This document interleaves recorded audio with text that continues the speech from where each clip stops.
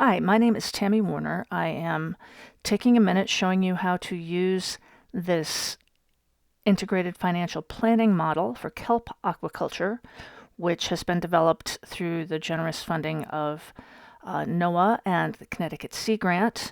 And the purpose of this video is to basically do a walkthrough of how to use this Excel model. So you'll notice, first of all, that this is a multi-page model down here at the bottom. There are a number of different tabs.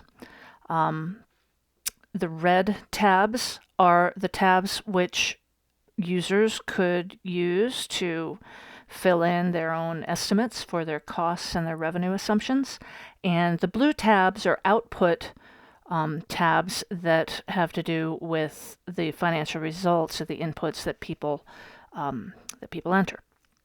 So this first page here, the instruction sheet, is where you should begin. And the top box is just a little bit of an overview of the worksheet. I should note that most of these tabs have this little lock shown here, and that just means that the worksheet is protected so that you can't inadvertently break it.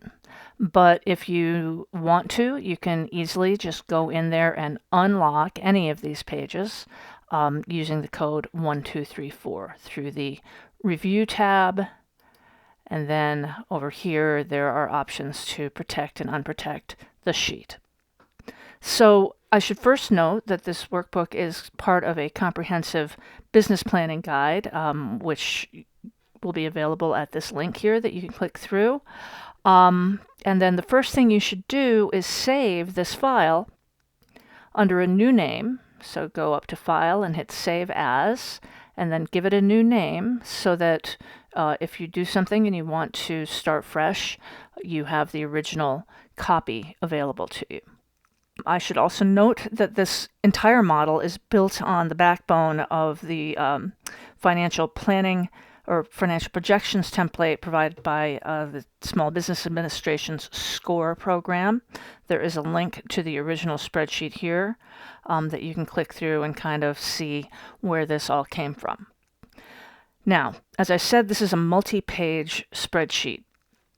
And here is sort of, down here is the overview of how it all connects. As I said, users enter data in all of these red sheets here, and then it goes through like a standard financial analysis process, and out the other end come what's called an enterprise budget, which I'll speak to later, cash flow projections, which tells you which quarter your cash is going to be coming in and going out. It's going to provide pro forma or forward-looking profit and loss statements and forward-looking balance sheets. And we'll go through each of these input sheets in detail. And again, making sure to provide proper attribution, that this is a project that's funded by and managed through Connecticut Sea Grant.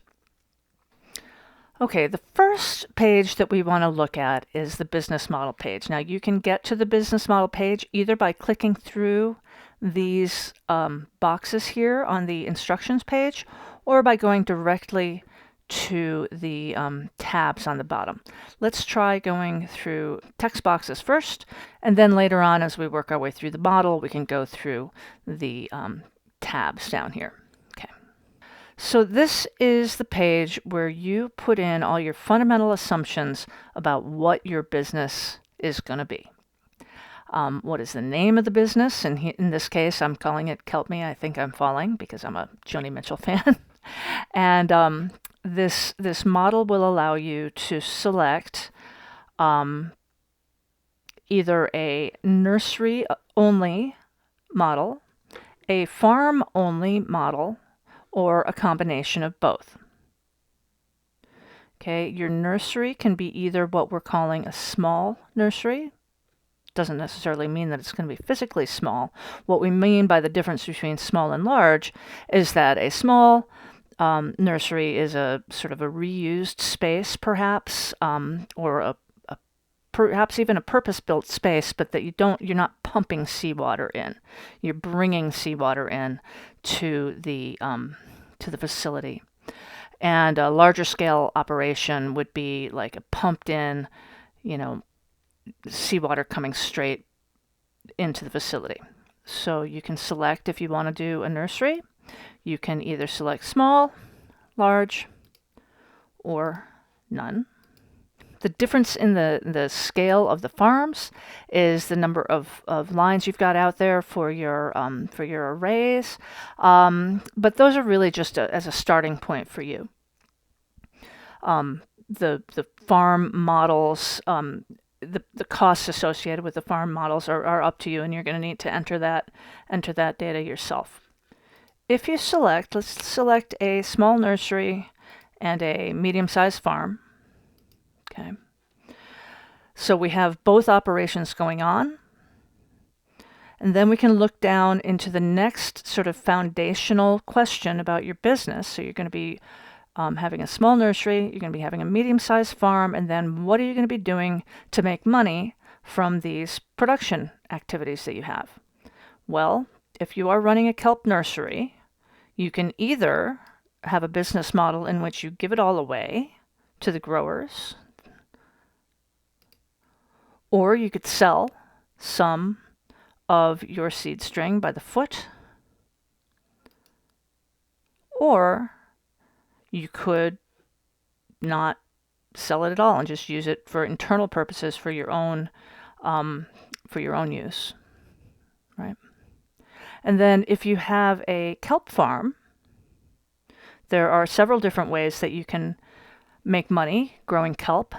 And we've given, in this model, we have allowed for up to 2 different mechanisms for gaining revenue from your farm, either by selling the kelp at a low volume, directly to end users, selling it at the dock in bulk to processors or to the next stage in the value chain. Or you also potentially have non-use revenue coming in from perhaps educational activities or maybe carbon credits or things like that, right? So we're allowing for 2 different options for earning money from your farms, right? So this is what we're calling the business model. It says, what business are you in? Are you a nursery? Are you a farm? Are you an integrated operation? And if you are, depending on which one you are, how are you going to make money? Okay, so that's your business model.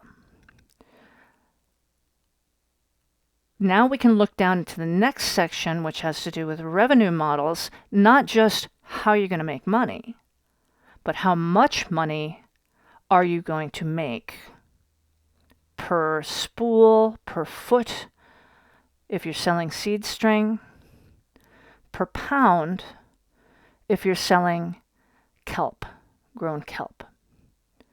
Now, you'll notice that in this model, and this carries through the whole model, the areas where you can put in your assumptions are indicated as white blank cells. Cells that are grayed out cannot be have data entered into them. So if I put my cursor here and try to change this, you see there's an error message that comes up. If I put my cursor here and try to put in my own 0, it won't let me do it. But if I put my cursor here in a white cell, right, it will allow me to enter data there.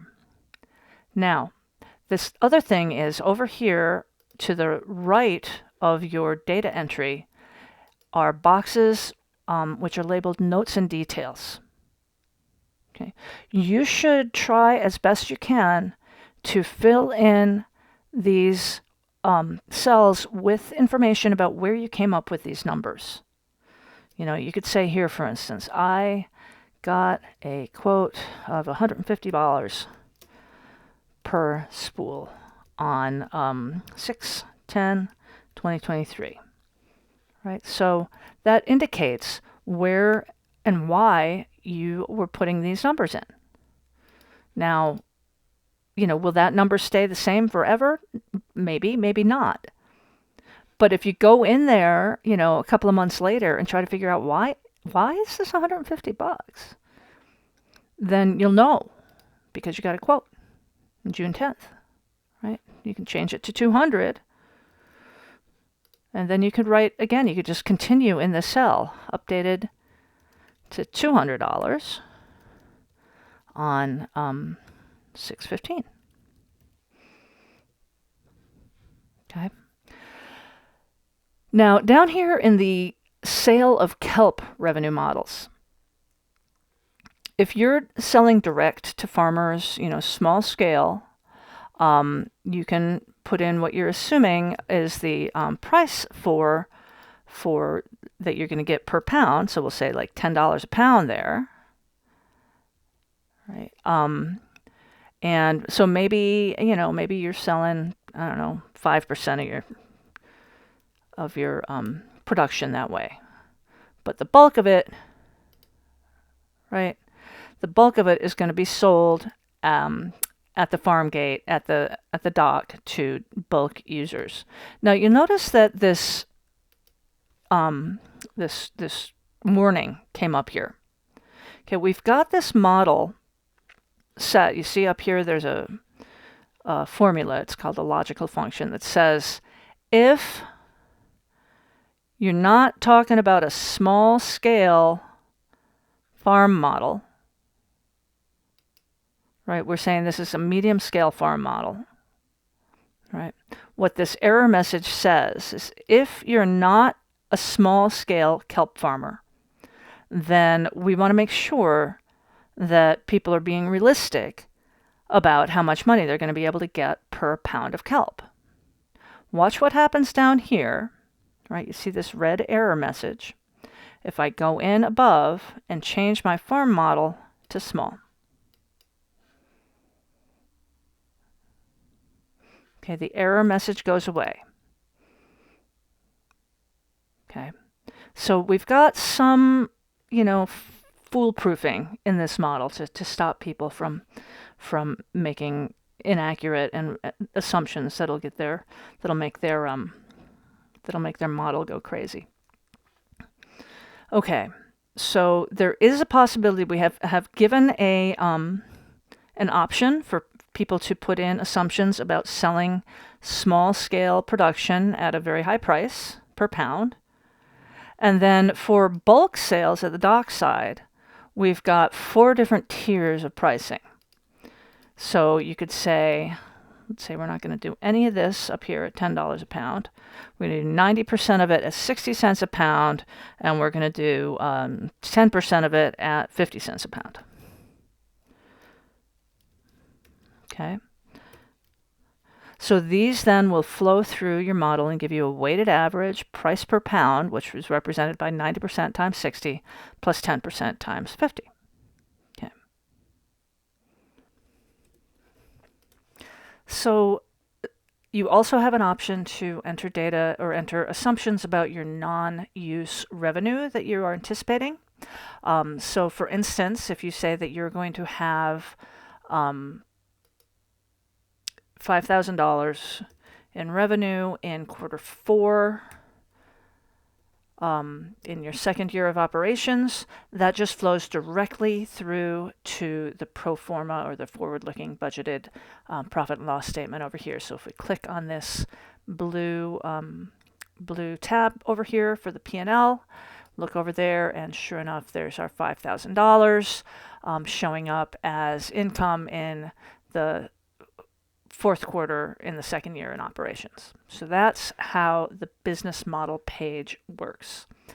Importantly, you want to make sure that you say where you're getting your information, why you're saying that your price is going to be $200 or $10 or 60 cents, whatever it is. And you want to be aware that you cannot enter your own data into cells that are grayed out. And that if you choose production models that are not logically connected to your revenue models, you're going to get error messages that'll stop you before you say something that is illogical and will result in a bad projection. Okay, so that's the first step of completing the Sea Grant integrated kelp farming financial projection model.